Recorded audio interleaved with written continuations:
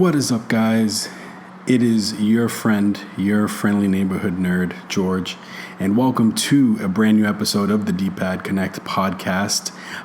Once again, I'm your host, Georgie Puddings Pies, or, didn't kiss the girls because he's married and didn't make them cry. I don't want to get beat up or see a flying shoe come at me as I'm podcasting, so I want to tread carefully on that one. But, of course, I am your host for this brand new episode of the D-Pad Connect podcast, where we have much to get into.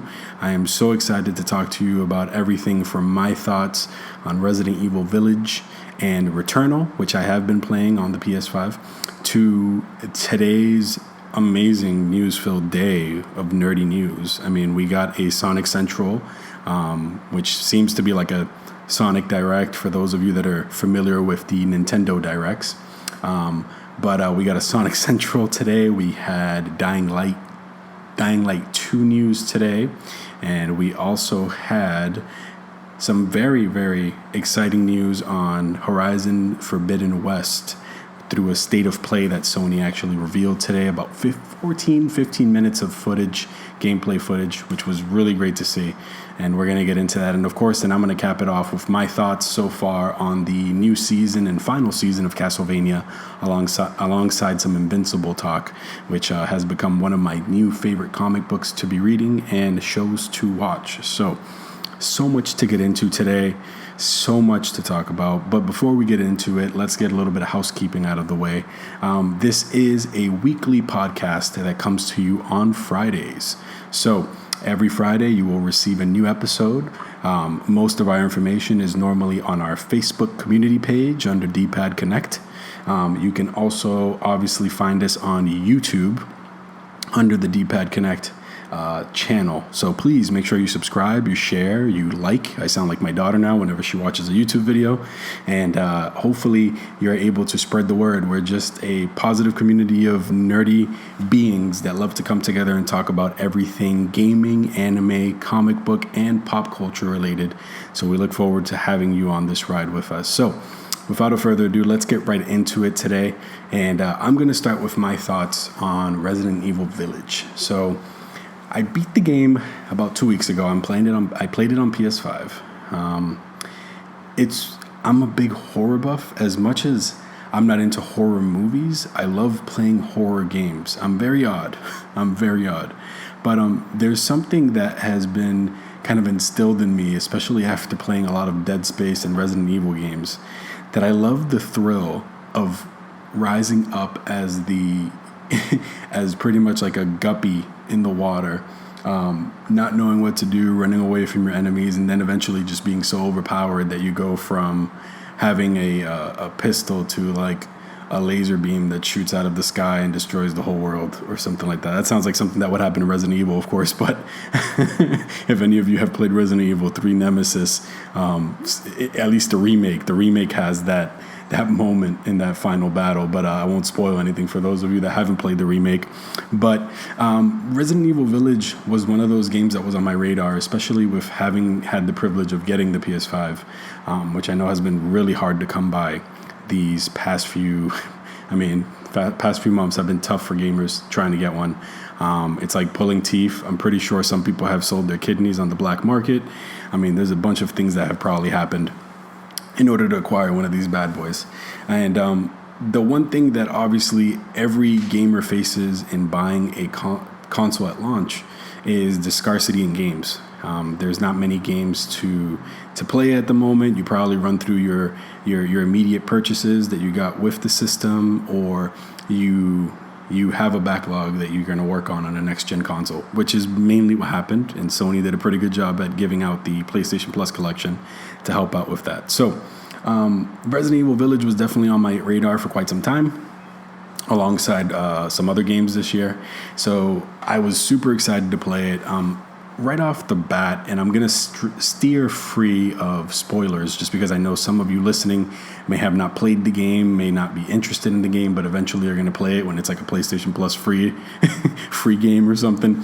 But or Xbox Live, Games with Gold, whatever the case may be, or it may come to Games Pass, who knows. But if you decide to play it, I'm going to steer free of spoilers, but I will give you my overarching thoughts. Of course, Lady Dimitrescu is the main titular enemy that they advertise throughout all of this. But before I get to my interactions with her and what I thought about the whole castle sequence and everything, the opening of the game is fantastic. The opening of the game is reminiscent of Resident Evil 4. It is definitely reminiscent of... It doesn't give you the Chainsaw Guy vibes, which I always appreciated, especially given the fact that the Chainsaw Guy was a one-hit kill guy if he got you. And you just had to steer clear. And I remember that one moment when you walk into the village and you kind of try to sneak through the back, try to get into the building, and then as soon as you get into the house, they see you and that cutscene kicks in and you hear that chainsaw start going off, and you're like, this is not going to be fun at all, not for me at least. But it was fun kicking him off the ladder. That was fun. Or roundhouse kicking one of the infected out of the window. That was always fun too. But it's one of those things that sequence is just, if you play Resident Evil 4, that's the first thing you think about is that opening sequence. And with Resident Evil Village, they do try to capture that magic again, especially with, the enemy variety that they have. They have a lot of enemy variety. And of course, for those of you guys that don't know, this continues the story of Ethan Winters, which is a very interesting story. He's not my favorite protagonist, but they do a pretty good job at tying up loose ends with this one and, kind of teasing the future, and I'll leave it at that. But it's one of those things that having liking enemies, werewolves, and, things of that nature, and then having like Lady Dimitrescu and her daughters, which is what I'll stick to mainly for the purposes of this conversation. But just having those enemies and that opening sequence in Resident Evil Village really stuck out to me and really captured the magic to a degree of Resident Evil 4. You walk into this village, you think everything's going to be peachy for the first few moments, and no, they hit you right off the bat with just everything just popping off at an instant, and just kind of presenting you with these enemies that can easily overwhelm you, these lichens that, they're kind of like the zombies of the game, I would say, because they come out in droves, and they're the more noticeable enemies throughout the whole game because they're more frequent than some of the other enemies you face. It's usually them and like some undead type, which have been shown in the demos. If you watch the demo that came out recently for the actual gameplay, you actually see some of these vampire-esque, zombie-esque characters that are in like a basement area, like a cellar, and those type of enemies you face a lot of, alongside the Lycans.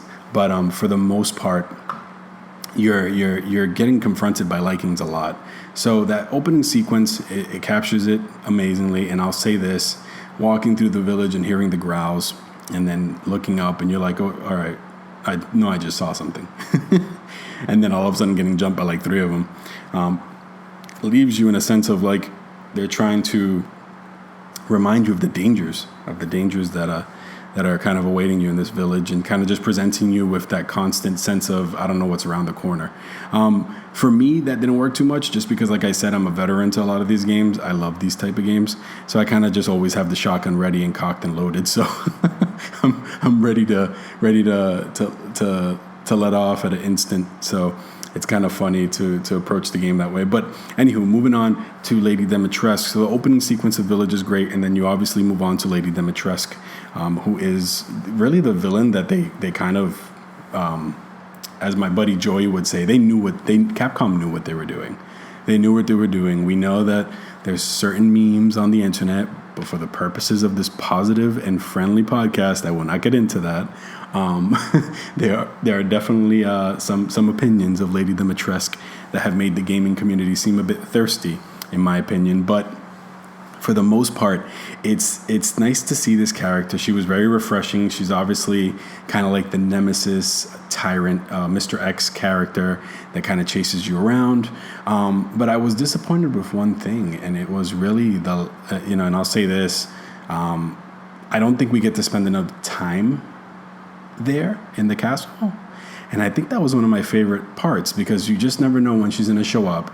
I will not lie to you. The moment that you would hear her laugh, or you would hear her walk into the room and say, "There you are," and come after you. those were moments that made me want to run around the corner. And it was like back in my middle school days playing football. I was trying to juke her left and right, but I would try to see if she'd give way and let me go by. But no, that didn't work. And they did a really good job with her, and just with her aspect of the castle. And not to go too much further on that, but I just really didn't think that was one of my gripes, is that we didn't get to spend enough time with her. But I think her character is just very intriguing. It's very intriguing. And, for those of you that play, you'll see what happens and you'll go from there. But as far as the other kind of boss type characters, because for those of you guys that have watched the trailers, they do a pretty good job at presenting you with who the kind of main enemies are going to be in the game. I go ahead and challenge you to go ahead and just look at that, and you'll see, and look up some articles. You'll see who the enemies are. You have different houses that present you with different scenarios and different aspects of gameplay, horror wise.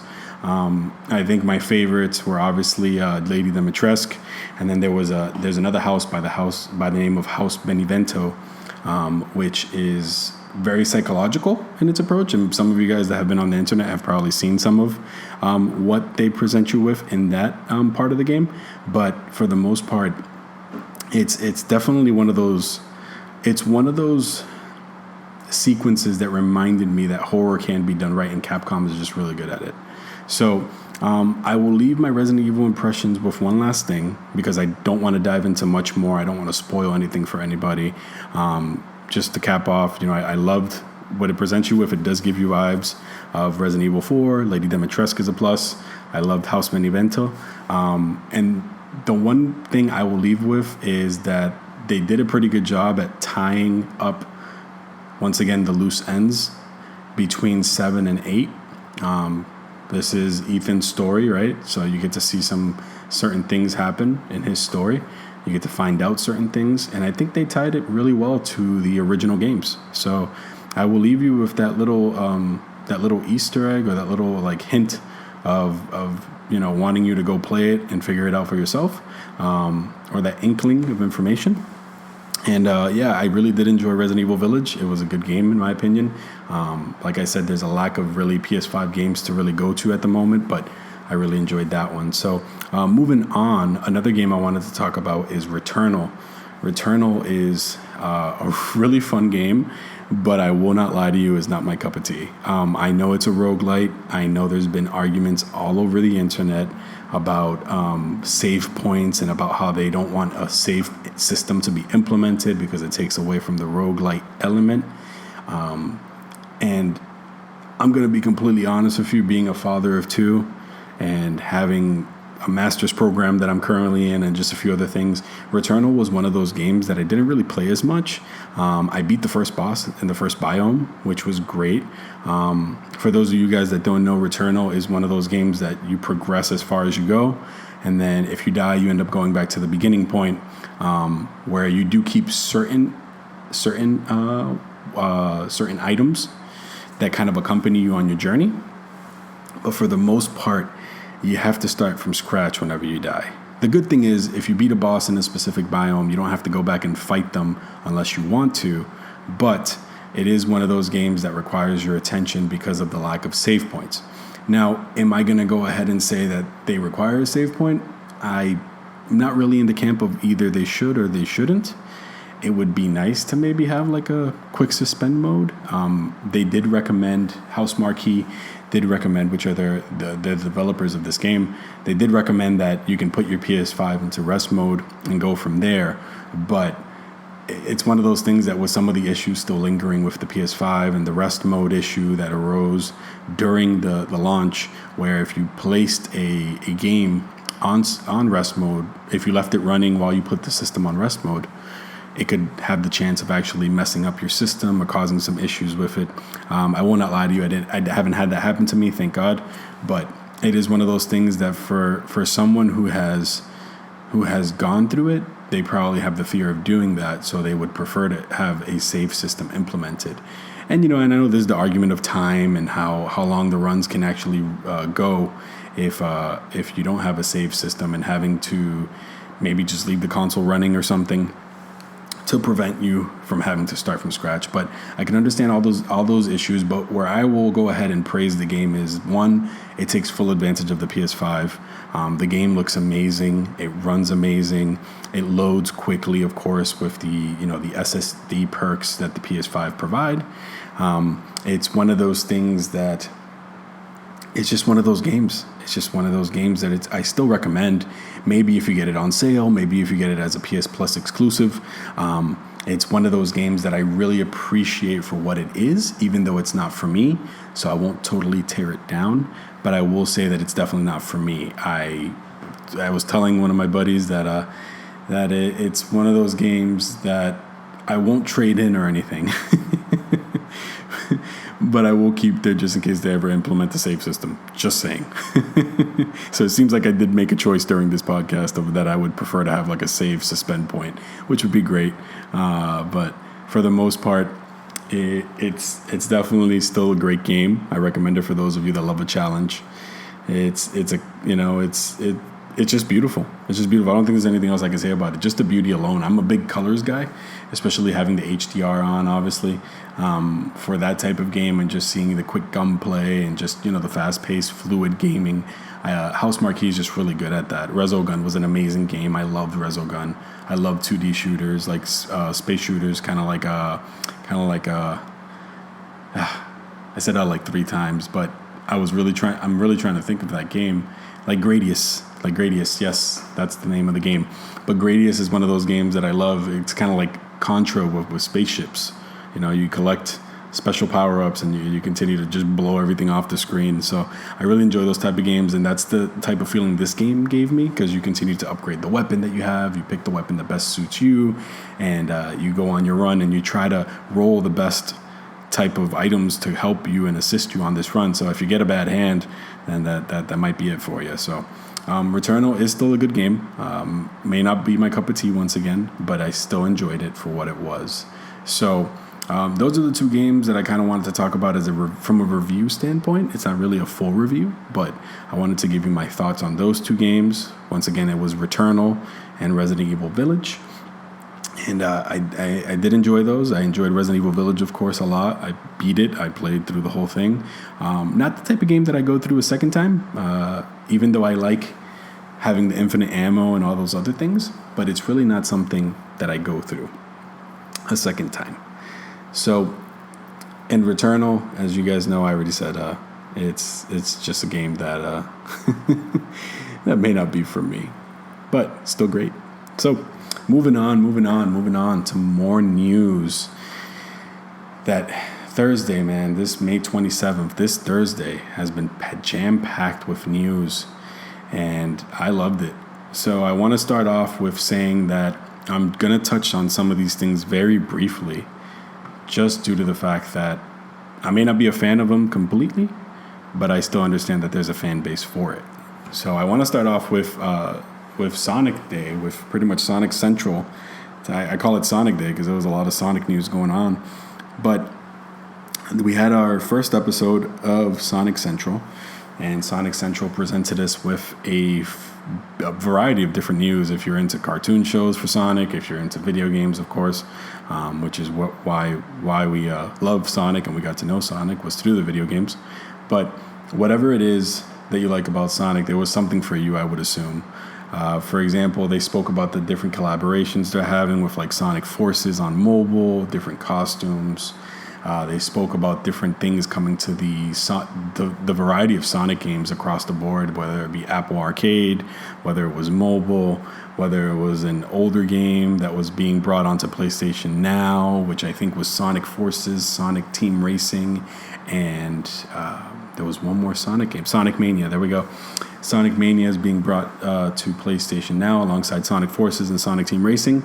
And then we had, obviously, glimpses of cartoon shows. We have Man of Action, who created the Ben 10 series, making a cartoon show for Sonic on Netflix, which I honestly look forward to. I really do. I look forward to it because it's something that you can introduce to the new generation. My daughter is really into video games right now. Excuse me, guys, needed a swig of water. But my daughter's really into video games right now, and it's something that I would love to introduce her to. So to have these TV shows for things that I grew up with coming out now is a great asset. It's a great asset to any nerd trying to introduce their children to these things that we love. So although my love for Sonic isn't as high anymore because of a lot of the things that they've done to ruin him, and I will leave it at that, but the one thing that the few things that got my attention were they teased a new Sonic game for 2022. It was a very brief teaser, nothing crazy. So I can't say much about it. It looked like Sonic just running in a field and making the number 2022, if I'm not mistaken. So it wasn't much to tease there. They did talk about Sonic Colors Ultimate, if I'm not mistaken, coming out this year. And I should have done a better job of getting you that date, so my apologies on that. But it is coming out on September 7th, if I'm not mistaken. And you have these remasters coming out for these Sonic games. So there's a lot of Sonic news there for you. I recommend that you go online and go ahead and check it out. But for the most part, Sonic seems to be having a revival, especially with Sonic 2, the movie, coming into theaters, which the first movie was phenomenal. It was actually really good. They did a really good job at redeeming themselves from that crazy-looking Sonic model that they had beforehand that everybody hated. I'm pretty sure his legs were up to his neck in that character model, so I'm glad they switched it to a more appropriate model. And I think they did an amazing job with presenting us with a good Sonic movie. Introducing Sonic into the real world. I mean, it's not much to spoil for that movie. The movie's been out forever, but it's a great movie nonetheless. And I look forward to how Knuckles is going to be introduced in the next one, and obviously Tails is going to be in it. These are all things that are confirmed. And we also have Jim Carrey returning as Dr. Robotnik, so that's going to be awesome.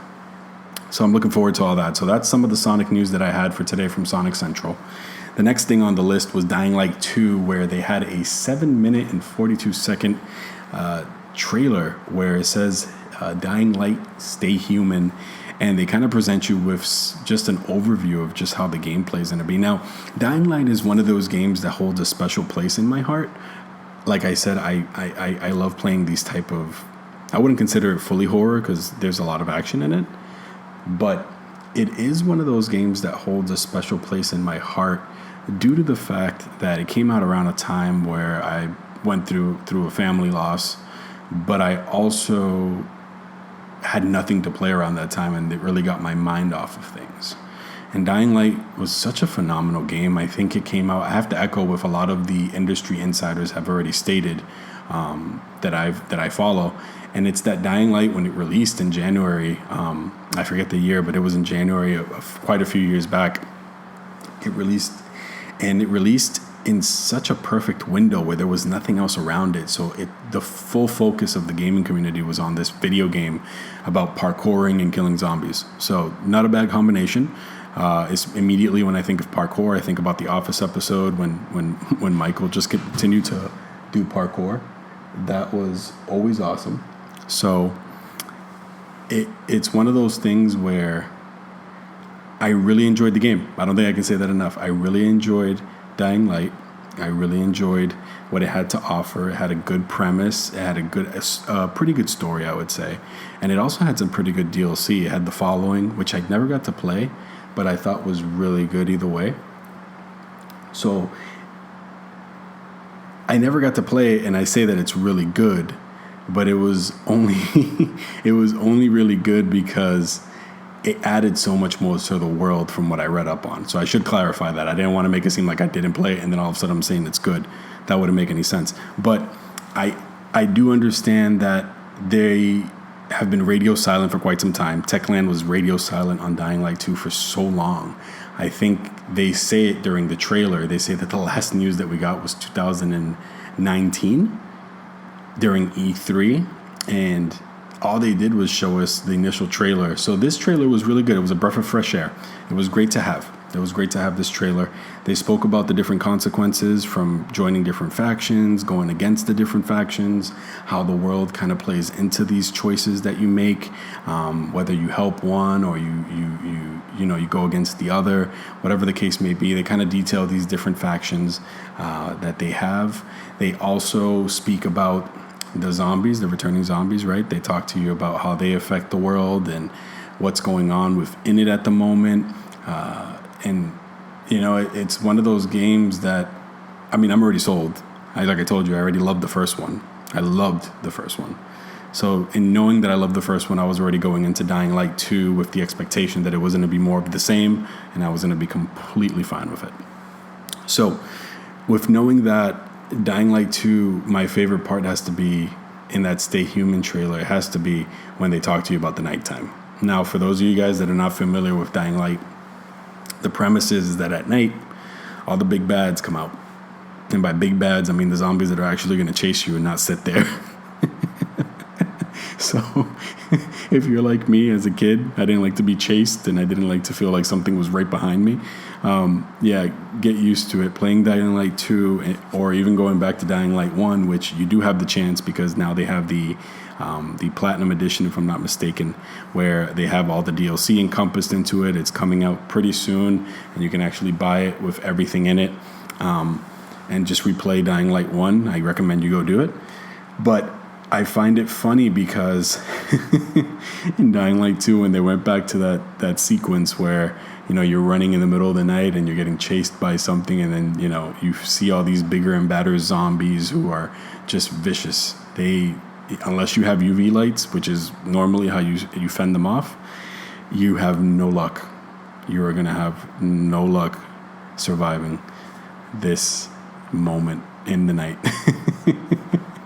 So I will say this. I had a funny story that I tell everybody about Dying Light 1, and it was that I was being chased by these bigger zombies, which you can tell the difference when you play in the night and when you play in the day. You can tell who the stronger zombies are.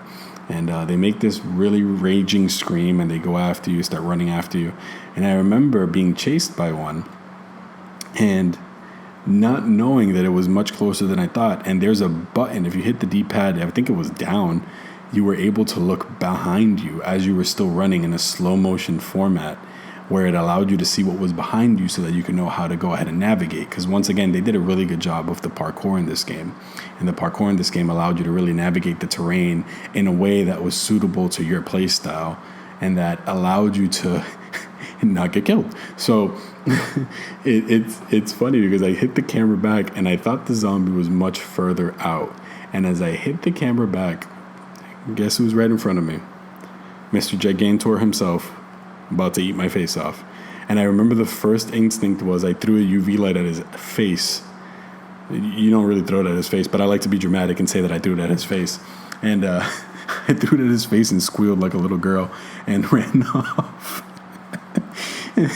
And it's just funny thinking back on that because those type of moments are what I live for. Playing Dead Space 2 always reminded me of that because you just never knew where a necromorph would come from. And hearing a vent break in front of you and then thinking, oh, you're safe. Nothing came up from there. And then you look behind you and he's waiting right there about to claw your face off. Those moments are always fun to me. So Dying Light 2, I'm definitely looking forward to. I'm looking forward to the story. I'm looking forward to how things change regarding your choices now and how it's not just set on one set course for storytelling. I'm looking forward to fighting some more big bad zombies, going out at night. And the thing is, the game really recommends you to go out at night, at least in part 1, because that's where you got the most experience, was running away from those vicious zombies that they were relentless, man. They were so relentless. And those are good memories. So I'm looking forward to Dying Light 2. December 7th is the release date for that game. And I think, just making a clarification really quick, guys, I think I said September 7th for that Sonic game. I do apologize. I think I mixed it up with the Dying Light 2 date, which is December 7th. So I do apologize. Hopefully you guys don't beat me up in the comments. But you're just a Google search away to get that Sonic Colors Ultimate game release date at least. And Dying Light 2, going back to Dying Light 2, there is a collector's edition that was announced as well. And it's beautiful. It comes with a nice statue that actually turns on a UV light, which is actually pretty cool. It comes with a steelbook and a few other goodies.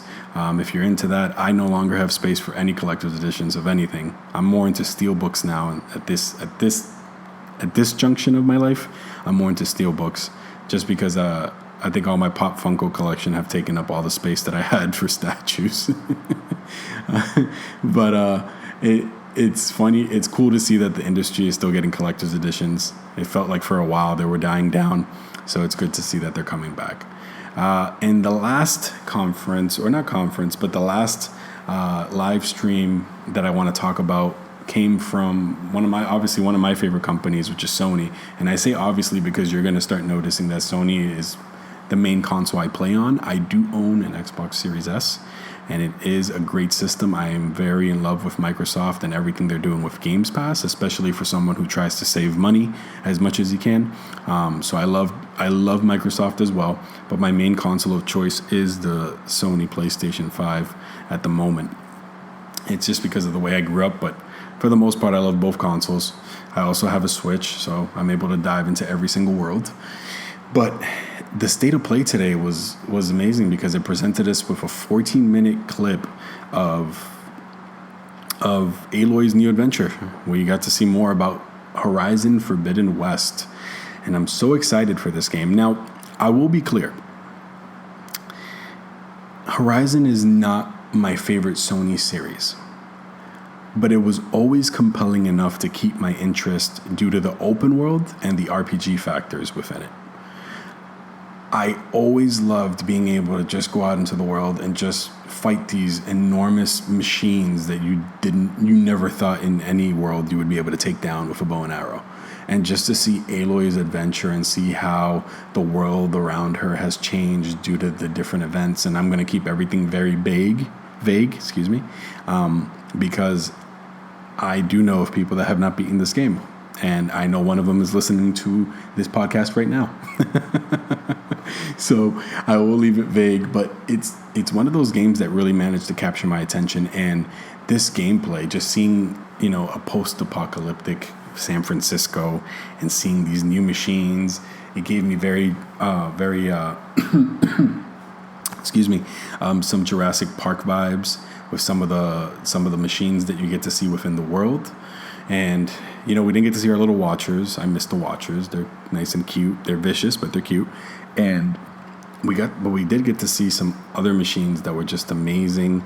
I think one of them is called like a tremor tusk, if I'm not mistaken. It's like a huge elephant that just makes all these, it makes tremors, for lack of a better term.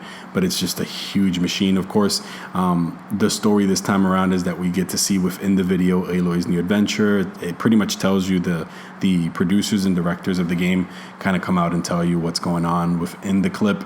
And they tell you that Aloy sent her friend, Aaron, to go ahead and try to recover something for her in San Francisco. And it's a big change because a lot of what we see in Horizon Zero Dawn is a lot of snowy landscapes and then some lush green landscapes with some desert area. But this time around, we actually get to see just beautiful water and just sand and beaches, and it's San Francisco, and you get to see the Golden Gate Bridge all destroyed, but it's still there, and you get to see all these different aspects of a new world, really. Forbidden West, right? It's in the name, and we get to see this Western world, and just to get to see it in a new light, and to see Aloy just the combat in the game. You get this paraglider type thing that looks like it's made out of the kind of like the projection that comes out of her lens that she has. That's pretty cool to see that. You get to see, her bow and arrow, of course. You get to see her spear again, and just her take down different enemies. And I'm being very vague with this video because you guys should really, I will do it no justice. I will do it no justice at all if you allow me to describe it for you. You would not like me after this, listening to this podcast, if you tried to watch that video after I tried to describe it. So go watch it. I recommend it. It's on YouTube. Just type in PlayStation State of Play or just type in Horizon Forbidden West. You'll find it everywhere. It was such a beautiful gameplay. Really, it just shows you what the world is like. It shows you how Aloy has evolved in combat. They showed this really cool moment where Aloy kind of broke up the enemy's defenses, and how when you hit pieces of armor on any of the machines or on an enemy that has armor, you kind of see it highlight, and it showed this cool moment where she kind of like did this cool move with the spear where she took off a whole chunk of the guy's armor, kicked off his chest, and then shot an arrow into him. It was amazing.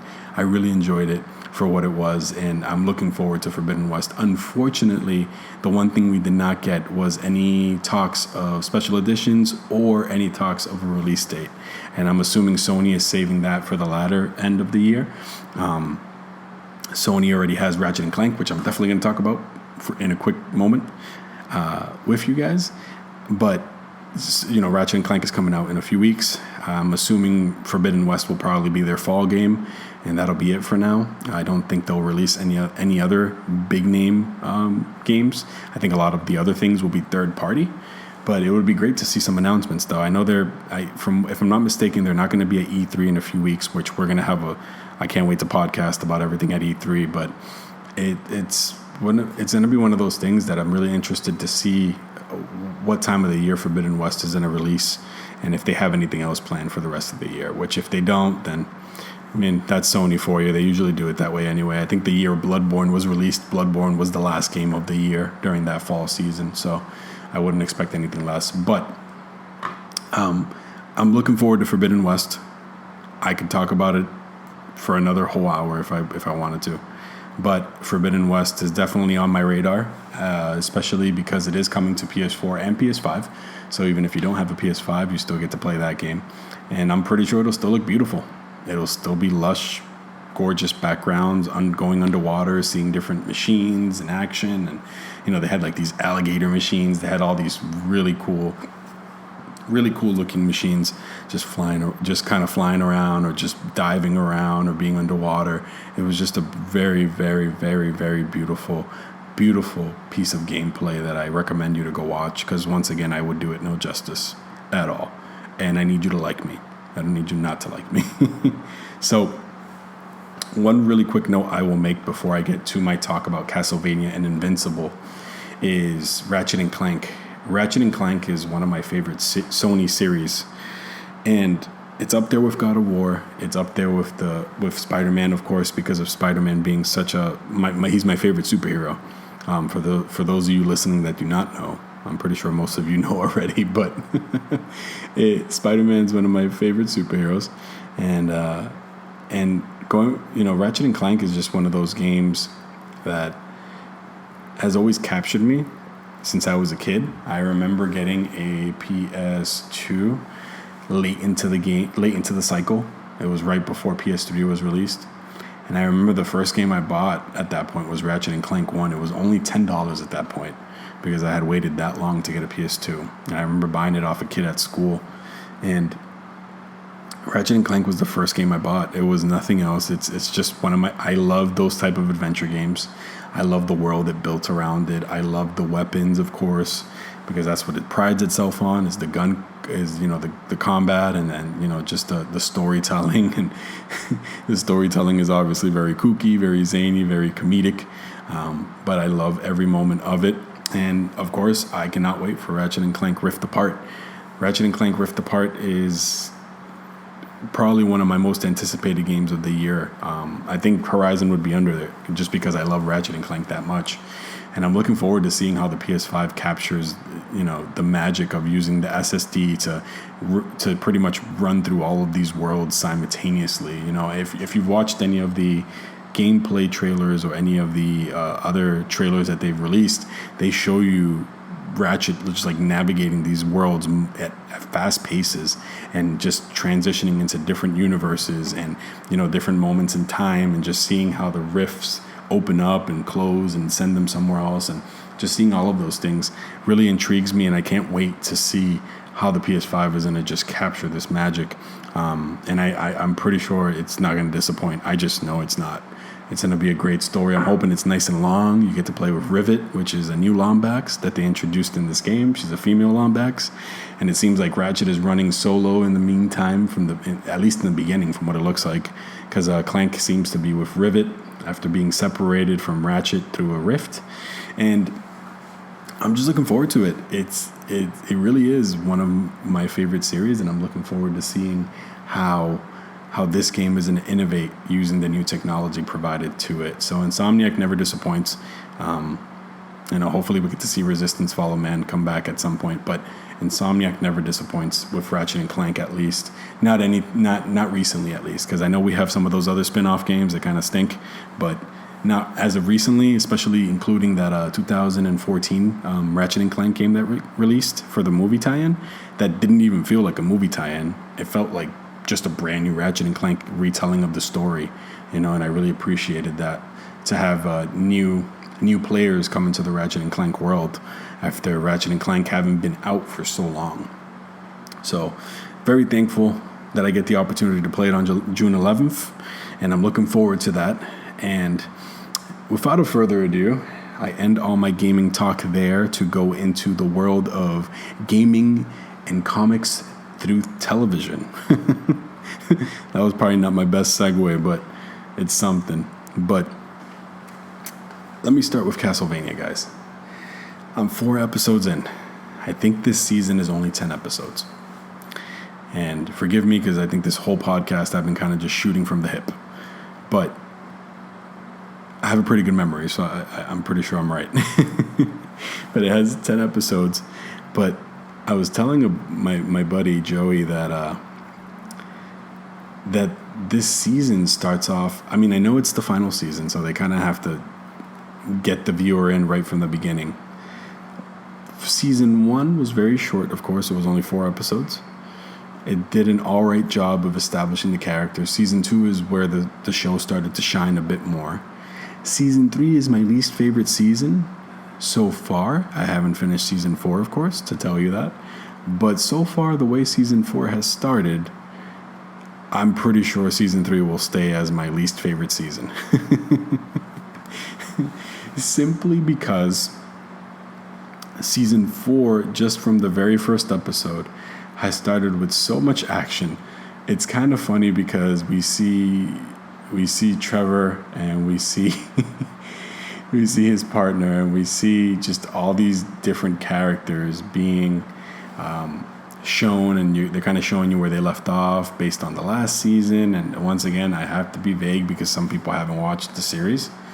It's a series I highly recommend, especially if you love Castlevania. I'm not saying I'm in love with Castlevania, but Castlevania is a very fun game to me. I love Symphony of the Night. I do like it.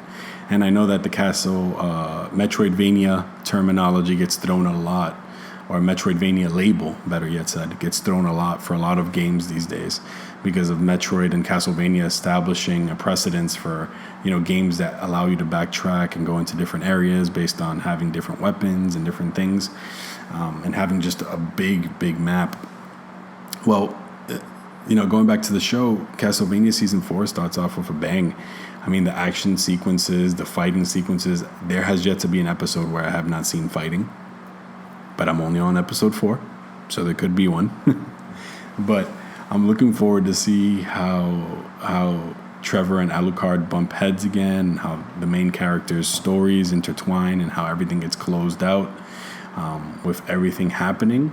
And once again, I have to leave it vague because of the fact that there's a lot of spoilers involved if I get into the details of Castlevania Season 4. But nonetheless, I just want to let you listeners know that if you're planning on watching a video game TV show, I highly recommend Castlevania. Castlevania, it definitely set a precedence for how some of these gaming properties should be treated when it comes to having a TV show, whether it be animated or not. I'm looking forward to the Resident Evil animated series coming out, which is not really animated; it's more CGI than anything. But I'm looking forward to seeing how that pans out, and seeing Leon come back into the fold, and just kind of seeing him at the forefront of a Resident Evil story alongside Claire. So I'm looking forward to seeing how that everything goes with that. But yeah, Castlevania Season 4 so far, very good. Haven't finished it yet. I will give my final thoughts for our next podcast. Lord willing, I get to finish it. But the one thing I will say that I'm close to finishing is Invincible, the comic book series. So I have known about Invincible for quite some time, and many of you guys that are probably listening have already watched the season one of the Amazon show. And what an amazing show. guys. What an amazing show. I have to give it to Invincible. It's done such a great job with everything that it's done. It presented us with the amount of gore that you find in the comic books. As somebody who's pretty much read the first 2 compendiums and is about to finish the very last one, which is compendium number 3, let me tell you, it gets better from here. If you are into superhero stories that just have dark twists and have adult themes and have, just bloody battles, stick with it. I guarantee you they are not going to disappoint you. I just really believe that this series has just started a new trend for animated shows that have adult themes, at least superhero shows. That and The Boys have kind of opened up the way for that, I feel. But Invincible it's become one of my favorite comic book series of all time, alongside many of the Spider-Man stories that I've read. But Invincible, it's just such a good story. It's such a good story. Now, there's a lot of things within the comic books that I don't think are going to translate well to the TV series that I've ran into already. A lot of terms that were used around the time when Invincible was being written. This comic goes back to at least 2005, if I'm not mistaken. It goes back quite some time. And I'm kind of, once again, shooting from the hip, but it goes back quite some time. So a lot of the things you read right in the beginning of it, leading up to the more current comics or the current volumes of it, really denote that there was definitely a different world at that time, where certain things can be said and certain things can be done within comics and within media. And things have changed so much since then. Our society has changed so much. So I don't think a lot of things are going to translate well to the show. So I am assuming they're going to do what they've done so far, which is just really modernize it. Really modernize it with certain characters and their origins, modernize it with certain things that they say and do, or certain things that they just won't show, because you can just read it in the comic and it'll stay in the comic forever. Because there's a lot of things that didn't go to season 1 of Invincible that I ran into in the comic books, where they weren't in the show. So I wouldn't pass it by them that they do that. So I wanted to talk about Invincible because I just love for those of you watching the show, I support your local comic book shop. Buy it, buy the compendiums, have them order them for you. If you're an Amazon shopper, then do your thing. But I really love being able to support local comic book shops. Always being able to give them our money, especially during this tough pandemic era. But Invincible, just get it, just read it, do something.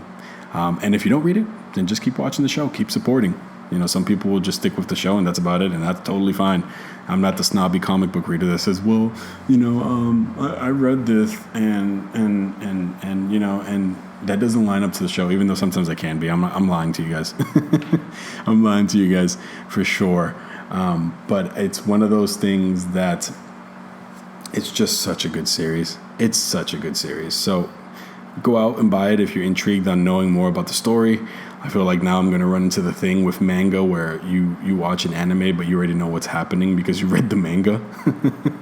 So it seems like that's going to be me for the next few years. Hopefully they have these seasons out more frequently, but I think that'll be me for a while. But it'll be good to compare and contrast what the differences are once the seasons start rolling for Invincible. So I'm looking forward to that. So that was my final thought for this podcast, guys. Thank you so much for listening. This is really, truthfully, my first time back doing this, especially on my own. I love to do this. I'm passionate about everything that I talk about, and I look forward to having you join me on this journey of complete nerdery. So bear with me. I may not get it right all the time, but I'm going to try. And I look forward to having you along for this ride. So once again, if you want to follow us, go to our Facebook community page under D-Pad Connect. Go ahead and like the page, share it with somebody that you know. All the information pertaining to the podcast will be right on there. So if you have any questions, you feel free to message us or even just post and ask us a question. But feel free to join our community page there under D-Pad Connect, once again on Facebook. And as always, go ahead and subscribe to our YouTube channel under D-Pad Connect, where these podcasts will be there every Friday, hopefully, if all goes well. And we look forward to having you with us. So once again, I am your host, George. And remember, as always, to be well and to continue to nerd on. See you guys on the next one.